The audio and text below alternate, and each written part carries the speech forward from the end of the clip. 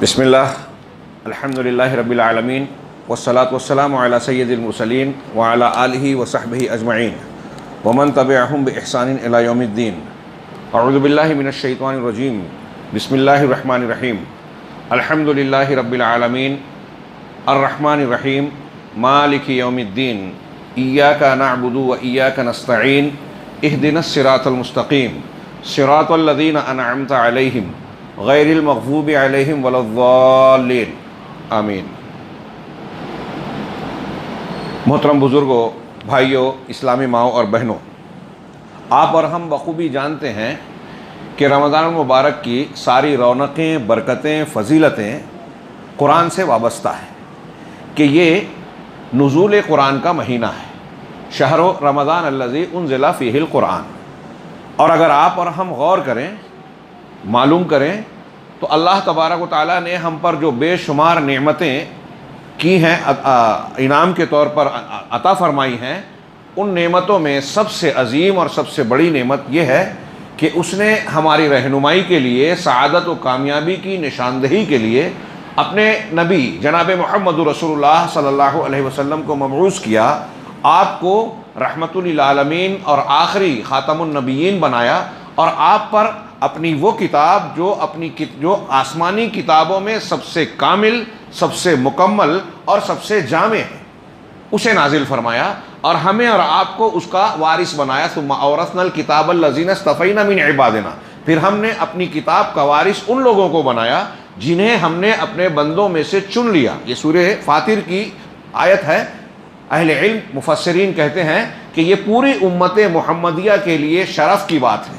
اللہ کہہ رہا ہے کہ ہم نے جنہیں چن لیا انہیں کتاب دی، ہم کو اور آپ کو اللہ تعالیٰ نے قرآن دیا، تو اس بنیاد پر ہم اللہ کے چنندہ قوم ہیں، چنندہ لوگ ہیں۔ یہ قرآن سے جو جتنا جڑتا ہے اتنا زیادہ عظمت اور بلندی پاتا ہے۔ آپ دیکھیے کہ یہ مہینہ، جس مہینے میں قرآن نازل ہوا، یہ شہر مبارک بن گیا، شہر رمضان الذی انزل فیہ القرآن۔ مہینوں میں اس کی سب سے زیادہ عظمت و برکت حاصل ہو گئی۔ وہ رات جس میں یہ قرآن نازل ہوا، لیلۃ القدر خیر من الف شہر، انا انزلناہ فی لیلۃ القدر، اللہ نے اس کو قدر کی رات کہا۔ ہاں، قدر کے کئی معنی ہیں، فی الحال اس کا موقع نہیں۔ یہ رات جس میں قرآن کا نزول ہوا، یہ قدر کی رات بن گئی، یہ مہینہ مبارک بن گیا۔ ہاں، جس نبی پر جو فرشتہ لے کر آیا، وہ سردار فرشتوں کا جس نبی پر آیا، وہ سید المرسلین، رسولوں کے سردار بن گئے، اور جس امت کے لیے یہ قرآن نازل ہوا وہ خیر امت بن گئی۔ قرآن سے جو جتنا جڑے گا اتنا زیادہ عظمت پائے گا۔ ان اللہ یرفع بہذا الکتاب اقواما ویضع بہ آخرین، پورے قصے کے ساتھ صحیح مسلم میں حضرت عمر کی یہ روایت ہے کہ ایک شخص مکہ میں گورنر بنا دیا گیا۔ حضرت عمر نے عثمان میں گورنر سے پوچھا کہ تم یہاں ہو، وہاں کسے سونپا؟ کہا میں نے ابن ابزہ کو بنایا۔ کہا وہ کون ہے؟ کہا ایک آزاد کردہ غلام۔ ایک غلام کو، آزاد کردہ غلام کو آپ نے گورنر بنا دیا؟ کہا وہ قرآن کا علم، فرائض کا علم رکھتا ہے اور قرآن کو جانتا ہے، قرآن کا علم رکھتا ہے، اس لیے اس کو گورنر بنایا۔ آج کل ہمارے یہاں جاہل لوگوں کو سیاست سونپی جاتی ہے، اور علماء کو سمجھتے ہیں کہ دنیا داری کیا سمجھے گی۔ جو جتنا قرآن و حدیث جانے گا وہ زندگی کی حقیقت کو اتنا زیادہ جانے گا۔ اور یہ قرآن کریم ہمارے لیے صرف اس کے اگر نام آپ دیکھیں کہ قرآن کو اللہ نے کیا کہا، روح کہا، اس کے بغیر روح کی زندگی نہیں ہوگی۔ یہ نور ہے، لوگوں کو اندھیاریوں سے، گمراہیوں سے نکالنے والی روشنی ہے، یہ ہدایت ہے، یہ ذکر ہے، یہ ذکرہ ہے، یہ شفا ہے، دل کی تمام بیماریوں کا علاج اس میں موجود ہے۔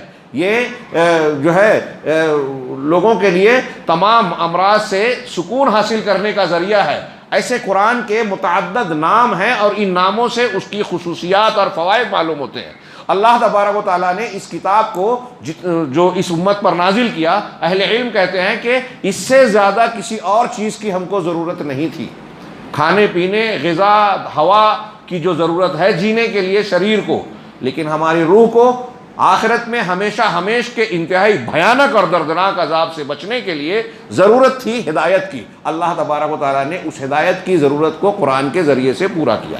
قرآن کی عظمت، اس کی فضیلت، اس کے سمجھنے وغیرہ سے متعلق تفصیلات انشاءاللہ دوسرے دروس میں خطبات جمعہ میں انشاءاللہ بیان کی جائے گی. یہاں میں نے تمہید کے طور پر یہ مجالس قرآن کا آغاز کرتے ہوئے میں نے دراصل یہ باتیں کہی. اور اس میں ایک بات جو قرآن کی عظمت کے بعد ہم کہنا چاہتے ہیں کہ صرف قرآن کی عظمت یہ نہیں ہے کہ رمضان المبارک میں ہم اس کی تلاوت کر لیں اور نماز تراویح جو اصلاً قیام اللیل ہے، تراویح بعد میں نام پڑا، اس میں ہم قرآن کو سن لیں. تلاوت کرنا، قرآن کو سننا یقیناً نیکی ہے، برکتوں سے خالی نہیں ہے. قرآن کا ایک ایک حرف 10 نیکی رکھتا ہے. الف لام میم، اللہ کے رسول نے فرمایا الف حرف ولام حرف ومیم حرف. ہر ایک کو ایک حرف کو پڑھا 10 نیکیاں. یہ واحد کتاب ہے جسے بغیر سمجھے پڑھنا بھی برکت کا باعث ہے دنیا کی. لیکن صرف پڑھ لینا قرآن کے حق کی ادائیگی کے لیے کافی نہیں ہے. اس نعمت کی قدردانی نہیں ہے. اس نعمت کی قدردانی اس کے تمام حقوق کو سمجھنے اور اس کو اپنی طاقت کے مطابق ادا کرنے میں ہے. وہ کیا ہے کہ ہم قرآن کو صرف تلاوت نہ کریں. قرآن کے کئی حقوق ہیں. اللہ نے فرمایا وَلَقَدْ يَسَّرْنَا الْقُرْآنَ لِلذِّكْرِ فَهَلْ مِن مُدَّكِرٍ. ہم نے اس قرآن کو ذکر کے لیے، نصیحت کے لیے نازل کیا، آسان کیا. یسرنا، ہم نے آسان کیا. ہاں بس ہے کوئی نصیحت حاصل کرنے والا؟ اہل علم نے بیان کیا کہ اللہ کہہ رہا ہے ہم نے آسان کیا. تو کس معنی میں آسان کیا؟ پڑھنے میں آسان ہے. ہر معاملے میں قرآن سے جو بھی ہمارا معاملہ ہو، ہر معاملے میں قرآن آسان ہے. پڑھنے میں، تلاوت کرنے میں آسان ہے. حفظ کرنا اور یاد کرنا، اس میں قرآن آسان ہے. دنیا کی کوئی کتاب یاد کرنا اتنا آسان نہیں ہے جتنا قرآن.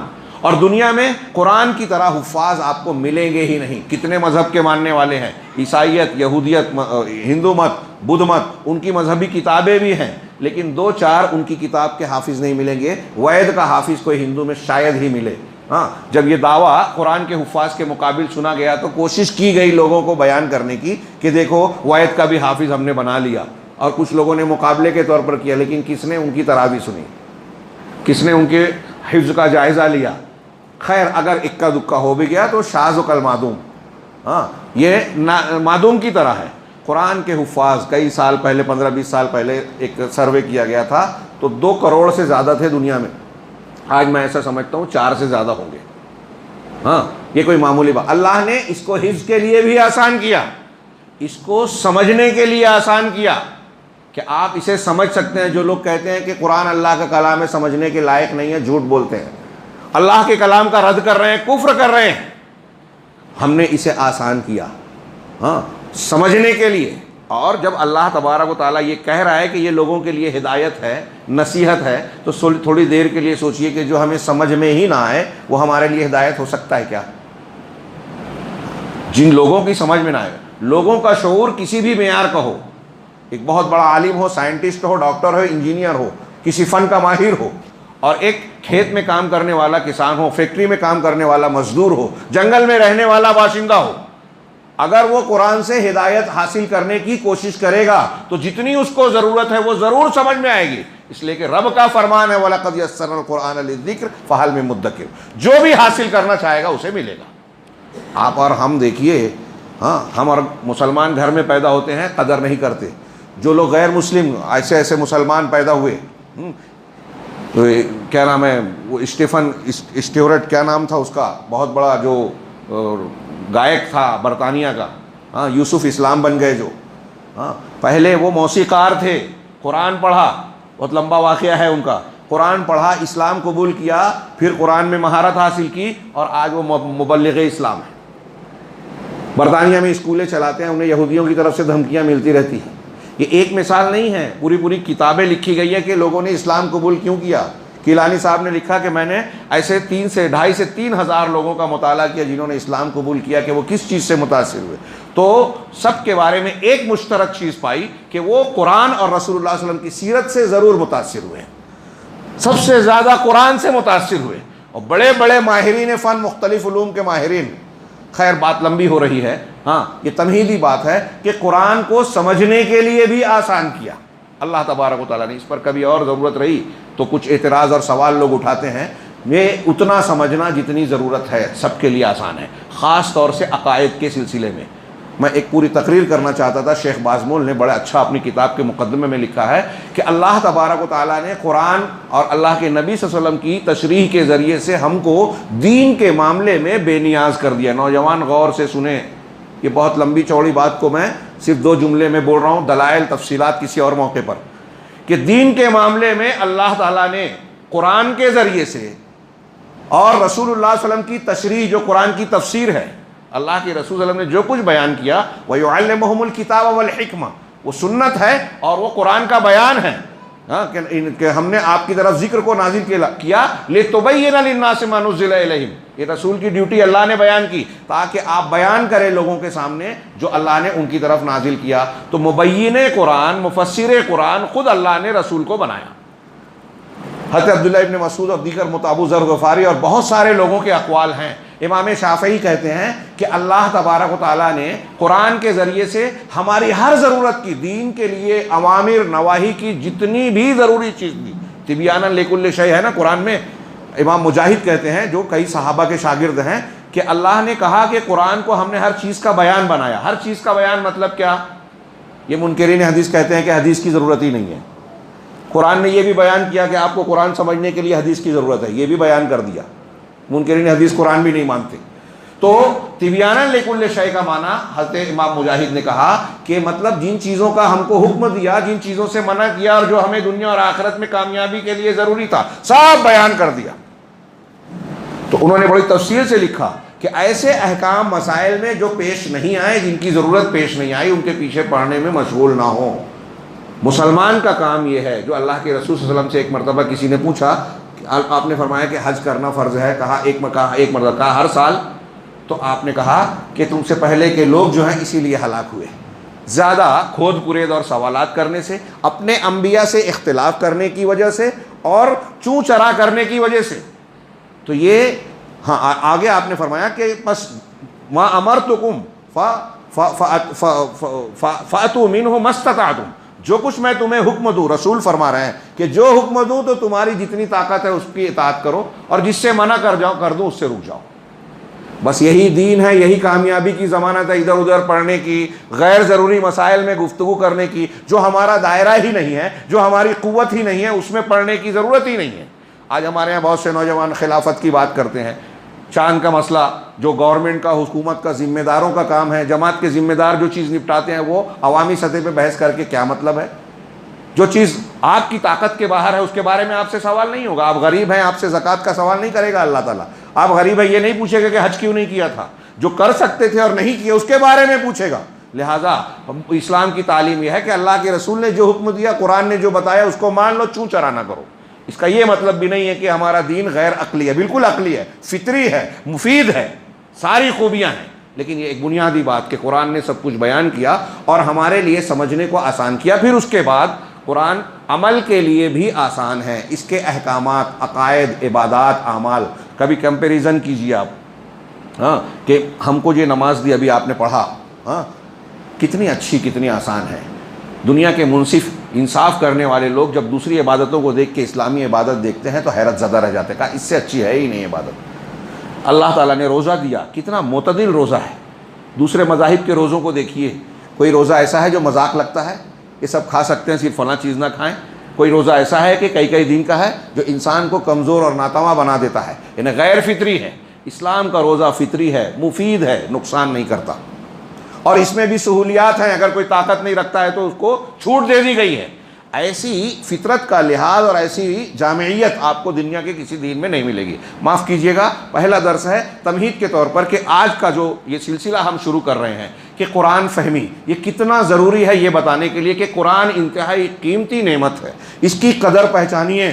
اللہ نے کہا کہ ہم نے آسان کیا, لہٰذا اپنے دل و دماغ کو فارغ کیجئے. اگر آپ انجینئرنگ فلاں اور فلاں اور فلاں چیز کو سیکھ سکتے ہیں تو اس سے بہت آسانی سے قرآن سیکھ سکتے ہیں. قرآن کے لیے اپنے دماغ کو خالی کیجئے, سمجھنے کی کوشش کیجئے. صحابہ کرام کا یہی طریقہ تھا. میں نے کہا کوئی قرآن سے جتنا زیادہ جڑتا ہے اتنی عزت پاتا ہے. صحابہ کرام قرآن سے جڑ گئے تھے, عہد جاہلیت میں ان کی کیا حالت تھی آپ دیکھ سکتے ہیں کہ دنیا کی قومیں ان کو حقارت کی نگاہ سے دیکھتے تھے. لیکن جب اسلام قبول کیا تو جا کے قیصر و کسریٰ کی آنکھوں میں آنکھیں ڈال کے بات کر رہے ہیں, اور وہ سوچتے تھے کہ یہ عرب کے بدو کل تک جو ہمارے انتہائی پست ہوتے, آج ان کی ایسی کیسی طاقت طاقت ہو گئی. انہوں نے بتایا کہ یہ قرآن اور رسول سے جڑ کر ہمیں یہ مقام حاصل ہوا ہے, اللہ نے یہ عزت دی ہے. وہ کیسے قرآن پڑھتے تھے؟ ایسے نہیں جیسے ہم پڑھتے ہیں کہ قرآن ایک طرف رمضان المبارک میں کئی مرتبہ قرآن ختم کر لیا, لیکن اس میں پڑھ رہے ہیں کہ اللہ نے سود کو حرام کیا اور سودی لین دین کر رہے ہیں, اس میں پڑھ رہے ہیں کہ اللہ نے والدین کے ساتھ حسن سلوک کا حکم دیا, اور ہم والدین کو پھٹکارتے ہیں اور کہتے ہیں کہ ارے نہیں اللہ کی بات ٹھیک ہے کہ قرآن میں حسن سلوک اور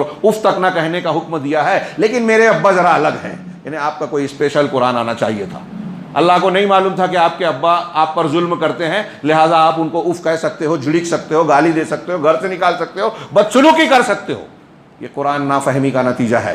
گمراہیاں پھیل رہی ہیں. آج یہود نصارہ مختلف قسم کے منصوبے بنا کر مسلمان نوجوانوں کا شکار کر رہے ہیں, اختلافات ڈالتے ہیں, گمراہیوں میں ڈالتے ہیں, گلیمر کی دنیا دکھا کر کھیل کود اور نہ جانے کون سے ذرائع سے میڈیا ہمارے نوجوانوں کو بھٹکاتا ہے. ان سب چیزوں میں نوجوان جو شکار ہو جاتے ہیں ان سازشوں کا, اس کی سب سے بڑی وجہ ہے کہ نوجوان علماء سے اور قرآن سے دور ہیں. قرآن سے جوڑ دیجیے اپنے نوجوانوں کو. جس طرح ہم فکر کرتے ہیں کہ ہمارا بچہ جو ہے تعلیم حاصل کر کے اچھی ڈگری حاصل کرے, بعد کی زندگی اس کی اچھی گزرے, کہیں اس سے زیادہ اس بات کی فکر ہونی چاہیے کہ مرنے کے بعد والی زندگی میں وہ صحیح کامیابی سے ہمکنار ہو, جنت پائے اور جہنم سے بچ جائے. اس کے لیے ضروری ہے کہ آپ قرآن سے جوڑیں. صحابہ کرام حضرت ابن مسعود وغیرہ کہتے ہیں, ابن عمر ابن مسعود, کہ ہم لوگ کا طریقہ یہ تھا کہ قرآن کی 10 آیتیں سیکھتے تھے, یاد کرتے تھے, پھر اس کے معنی اور مفہوم کو سمجھتے تھے, اور اس کے بعد اس کو سمجھنے کے بعد اس پر عمل کرتے تھے, پھر آگے بڑھتے تھے. یہ تھا قرآن سیکھنے کا ان کا انداز اور طریقہ. اور یہی وجہ ہے کہ اللہ تبارک و تعالیٰ نے دیکھتے ہی دیکھتے ان کو دنیا میں فتوحات کا ایسا سلسلہ عطا فرمایا جو پوری تاریخ انسانی میں بے مثال ہے اور لوگوں کو حیرت میں ڈالنے والا ہے. ہمیں چاہیے یہ جو مجالس ہم منعقد کر رہے ہیں قرآن پڑھنے کے ساتھ ساتھ, میں شکریہ ادا کرتا ہوں سب سے پہلے اللہ کا, اور اس کے بعد یہاں کے منتظمین کا, امام صاحب اور ذمہ داران کا, کہ مجھے یہ موقع دیا رمضان کی مناسبت سے, جو عمل کا مہینہ ہے, عمل کے ساتھ ساتھ چونکہ علم ہونا چاہیے, اور اس کا مقصد اور مقصدیت یہ ہے روزہ اور قرآن کا کہ ہم قرآنی انسان بنیں, متقی پرہیزگار بنیں. اس کے لیے یہ مجلس سجائی گئی ہے. حالانکہ ہمارے اسلاف میں رمضان المبارک میں تعلیم و تعلم کے سلسلے کو بھی کم یا ختم کر دیتے تھے. امام مالک کے بارے میں کہتے ہیں کہ وہ حدیث کا درس روک کے عمل کرتے تھے, نیکیاں کرتے تھے. لیکن ہمیں اور آپ کو ایک ضرورت ہے. اللہ کے رسول صلی اللہ علیہ وسلم جہاں عمل خوب کرتے تھے وہاں حسب ضرورت لوگوں کو تعلیم بھی دیتے تھے, رمضان المبارک میں بھی سمجھاتے بجھاتے تھے. تو گویا ہم اسے یوں سمجھیں کہ یہ ہمارے رمضان کے قرآن قیام اللیل اور جو کچھ ہم عمل انجام دے رہے ہیں اس کی روح کو جاننے کی ایک کوشش ہے. چنانچہ اس مجلس میں جو مجلس قرآن فہمی یا تدبر قرآن کہہ لیجئے کے لیے منعقد کی جا رہی ہے, اس میں ہم قرآن کی مختلف صورتوں اور آیات کی روشنی میں اللہ کی کچھ ہدایات کو کچھ سمجھنے سمجھانے کی کوشش کریں گے.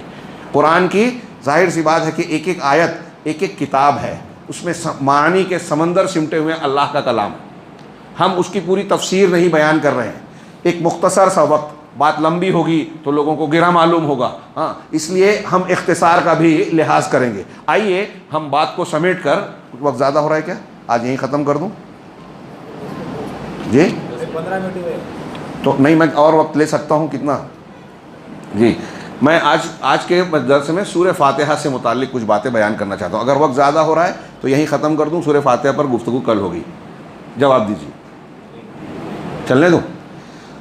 قرآن کی سب سے پہلی سورت سورۃ الفاتحہ. آج ہم اس کے کچھ عظمت, معنی, مفہوم اور بعض ہدایات پر نظر ڈالنے کی کوشش کریں گے. یہ سورت مکی سورت کہلاتی ہے, بلکہ ابتدائی طور پر نازل ہونے والی سب سے مکمل سورت بعض علماء کہتے ہیں. اور اس کی فضیلت اور عظمت یہاں تک ہے کہ بعض علماء نے کہا کہ مکہ میں بھی نازل ہوئی اور دوبارہ مدینہ میں بھی نازل ہوئی. اس کی عظمت کو جاننے کے لیے اتنا ہی کافی ہے کہ اس کے کئی نام ہیں. علامہ سیوطی رحمہ اللہ نے الاتقان فی علوم القرآن, ان کی کتاب ہے, اس میں بتایا ہے کہ اس سورہ مبارک کے 20 ناموں کو انہوں نے ذکر کیا, 20 ناموں کو, جن میں سے ایک نام ہے الفاتحہ جو ہم نے پڑھا, ام الکتاب اور ام القرآن, الحمد, السبع المثانی, الکافیہ, الشافیہ. یہ یہاں انہوں نے چند نام ذکر کیے ہیں. اس کو سورۃ الدعا بھی کہا جاتا ہے, رقیہ بھی کہا جاتا ہے. اس کو اللہ تبارک و تعالیٰ نے, صحیح مسلم کی حدیث قدسی ہے کہ اللہ نے کہا اس کو الصلاۃ, سورہ فاتحہ کو الصلاۃ کہا. صلاۃ پوری نماز کو کہتے ہیں ہم لوگ کہتے ہیں, اور نماز میں ایک عمل ہے سورہ فاتحہ کا پڑھنا. ایک عمل کو پورے عمل سے تعبیر کرنا, یہ اس بات کی دلیل ہے کہ وہ اس پورے عمل کا رکن ہے, اہم بنیادی حیثیت رکھتا ہے. ہاں, چنانچہ یہاں میرے سامنے جو کتاب ہے اس میں ان ناموں کی مناسبت کہ کیوں یہ نام دیے گئے. فاتحہ اس لیے کہ قرآن کریم کو اس کے ذریعے سے آغاز ہو رہا ہے, قرآن کا مقدمہ ہے, آغاز ہے, اس لیے فاتحہ. اور اس لیے بھی بعض علماء نے بیان کیا کہ ہماری نماز کی شروعات سورۃ الفاتحہ سے ہوتی ہے. دوسرے ام الکتاب یا ام القرآن جو کہا گیا اس لیے کہ یہ دین کے تمام مقاصد کو اپنے اندر سمیٹے ہوئے ہے. علامہ ابن تیمیہ رحمہ اللہ کہتے ہیں کہ قرآن کریم نے پچھلی, اس کو مہیمن کہا گیا, ہاں, پچھلی تمام آسمانی کتابوں کی ہدایات کو اپنے اندر سمیٹے رکھا ہے, قرآن نے سمیٹ لیا ہے, اور قرآن کے معنی اور مفہوم اور ہدایات کو سورہ فاتحہ میں سمیٹا گیا ہے. سورہ فاتحہ کے معنی اور مفہوم کو یا مقصد کو ایاک نعبد و ایاک نستعین میں سمیٹا گیا ہے, کیونکہ ہماری زندگی کا جو مقصد ہے, بندہ جب اللہ سے ایاک نعبد و ایاک نستعین کہتا ہے تو اس کا اظہار کرتا ہے. تو کہا اس میں مقاصد دین پر مشتمل ہے. تیسرے, اس کو ہم کہتے ہیں اس لیے کہ یہ الحمد سے, اللہ کی تعریف کے بیان سے شروع ہوتی ہے, اور ایسی کئی صورتیں ہیں. مولانا آزاد کہتے ہیں کہ قرآن کا آغاز بسم اللہ کے بعد الحمدللہ رب العالمین سے کیا گیا.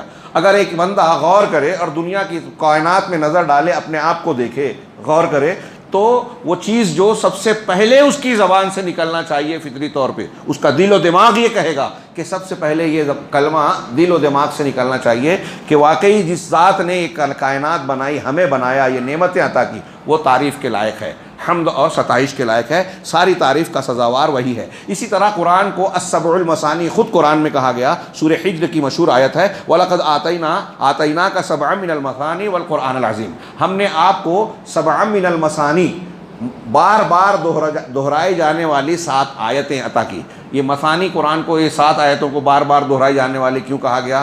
ایک تو یہ کہ اس میں کہتے ہیں کہ اس کو نماز میں بار بار دہرانے کا حکم دیا گیا, ایک بات, اور دوسرے یہ کہ اس میں ثنا سے اگر کہیں مثانی جس میں تعریف کی گئی ہو, اس میں اللہ تبارک و تعالیٰ کی تعریف ہے اور قرآن عظیمت ہے. تو یہ سبع مثانی کو سورہ فاتحہ کی 7 آیتیں مراد ہیں. کہہ رہے ہیں کہ اس کی وضاحت کی آگے جو میں نے بیان کیا. اس کا نام ایک کافیہ ہے اس لیے کہ لأنها تکفی فی الصلاۃ عن غیرہا, نماز میں دوسروں سے کفایت کرتی ہے. یعنی صرف سورہ فاتحہ آپ نے پڑھے نماز میں چل جائے گا, لیکن سورہ فاتحہ کی جگہ دوسری کوئی چیز پڑھیں تو یہ کافی نہیں ہوگی. شافیہ اس کو کہتے ہیں. نبی کریم صلی اللہ علیہ وسلم کے اس قول کی وجہ سے جو حضرت ابو سعید خدری سے کہا تھا وما یدریک انہا رقیہ, بخاری کی روایت کا ایک ٹکڑا ہے کہ تمہیں کیسے پتا کہ یہ سورہ فاتحہ رقیہ ہے, دم جھاڑ کا ذریعہ ہے, اسی لیے اس کو شافی کے ساتھ شفا بھی کہتے ہیں. یہاں نسخہ لے لیں, میری مائیں بہنیں اگر سن رہی ہیں تو وہ دھیان دیں کہ پھونک جھاڑ کا آج کل جو طریقہ اختیار کر رکھا ہے کچھ لوگوں نے, اور اس کے پاس جاتے ہیں, ایمان اور دوسری چیزیں جو ہیں وہ داؤ پہ لگاتے ہیں, پیسے بھی خرچ کرتے ہیں اور ایمان بھی. اس کے بدلے میں قرآن حدیث نے جو بتایا اس کو اختیار کیجئے. آپ کا کوئی بھی مریض ہو, گھر میں بیمار ہو, اگر آپ کو کوئی دعا یاد نہیں ہے تو سورہ فاتحہ بار بار پڑھ کر دم کیجئے, انشاءاللہ اللہ ضرور شفا دے گا. یہ شافی بھی ہے. اس کی فضیلت میں, یہ چند ناموں کا تھوڑی سی تشریح میں نے کی, اس کی فضیلت میں کئی روایتیں ہیں. اللہ کے رسول صلی اللہ علیہ وسلم نے ابو سعید بن معلّہ رضی اللہ تعالیٰ عنہ سے کہا کہ میں تم کو ایک ایسی صورت بتاؤں گا, اس کی تعلیم دوں گا جو قرآن کی سب سے عظیم صورت ہے.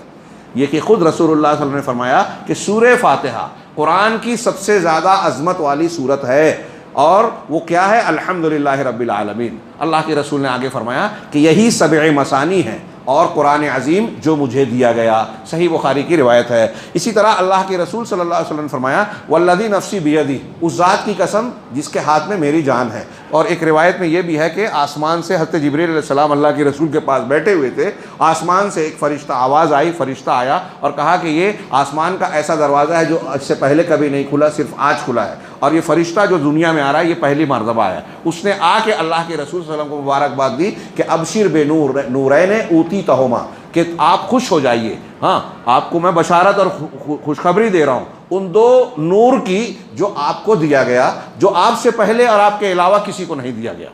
وہ ایک روایت. اور یہاں کہا کہ میں اس ذات کی قسم جس کے ہاتھ میں میری جان ہے. ہاں, تورات میں نہ, انجیل میں نہ, زبور میں اور نہ خود قرآن کے اندر اس جیسی صورت نازل نہیں کی گئی. سورہ فاتحہ کے جیسی، سورہ فاتحہ کے مثل نہ توریت میں، نہ انجیل میں، نہ زبور میں، اور نہ خود قرآن میں کوئی دوسری سورہ اس کے جیسی نہیں ہے۔ وَإِنَّهَا لَسَبْعٌ مِّنَ الْمَثَانِي، اور یہ سبع من المثانی ہے، اور قرآن عظیم جو مجھے دیا گیا ہے، یہ ترمذی کی روایت ہے، صحیح الجامع میں موجود ہے۔ آپ اس سے، یہ دو روایتوں سے آپ اندازہ لگا سکتے ہیں کہ سورۃ الفاتحہ کتنی جامعیت کی حامل ہے۔ اس سے متعلق کچھ ہدایات اور کچھ باتیں ہیں، اگر میں اسے شروع کروں تو تھوڑا وقت زیادہ ہو جائے گا، لہٰذا آج یہیں چھوڑتا ہوں، کل اسے پورا کریں گے۔ حالانکہ کل ہم سورہ بقرہ میں داخل ہونا چاہتے تھے۔ آپ کو اکتاہٹ نہ ہو، پورے نشاط کے ساتھ آپ سنیں، اور اس کے جو کچھ ہم پیش کر رہے ہیں اس کو اپنے ذہن و دماغ میں بسائیں۔ خاص طور سے سورہ فاتحہ ہر مرد عورت کو، جوان بوڑھا بچے کو بھی ہم کو سیکھنا اور سکھانا چاہیے، کیونکہ ہر نماز میں اس کا پڑھنا ضروری ہے۔ اس میں جو دعا سکھائی گئی ہے، جب اللہ اور رسول نے کہا ہے کہ ہر نماز کی ہر رکعت میں پڑھنا ہے، اس سے پتہ چلا کہ یہ ہمارے لیے کتنی ضروری ہے، کتنی اہم ہے۔ لہٰذا اس کے معنی اور مطالب کی تھوڑی سی تفصیل انشاءاللہ کل کے درس میں ہم جانیں گے۔ اللہ تبارک و تعالی ہمیں قرآن کی نعمت کی قدر کو پہچاننے اور اس کی قدردانی کرنے کی توفیق عطا فرمائے، اور قرآن کے جو حقوق ہیں ہماری طاقت کے مطابق ہمیں ان حقوق کو ادا کرنے کی توفیق عطا فرمائے، صاحب قرآن بنائے۔ اس رمضان المبارک میں اللہ تبارک و تعالیٰ نے جو کچھ فضائل اور برکتیں قرآن سے جڑنے اور قرآنی انسان بننے کے لیے متعین کی ہیں، پروردگار ان سب سے ہم کو مالا مال فرمائے، اور اس کی برکت سے دنیا اور آخرت میں کامیابی دے، ہر قسم کے عذاب سے محفوظ رکھے۔ وآخر دعوانا ان الحمد للہ رب العالمین، وصلی اللہ علی نبینا محمد۔